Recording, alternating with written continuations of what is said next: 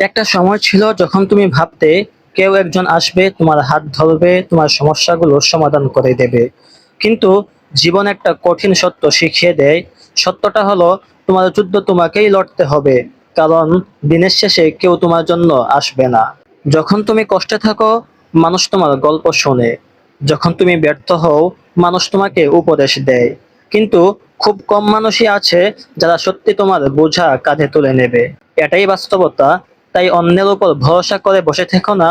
যে স্বপ্নটা তোমার, সেটা পূরণ করার দায়িত্বও তোমার। অনেক মানুষ সুযোগের অপেক্ষা করতে করতে জীবন পার করে দেয়।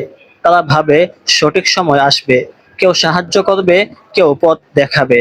কিন্তু তারা বুঝতে পারে না, সুযোগ আসে না, সুযোগ তৈরি করতে হয়। আর সেই কাজটা তোমাকেই করতে হবে। আজ যদি তুমি নিজের জন্য না দাঁড়াও, তাহলে কালও একই জায়গায় থাকবে।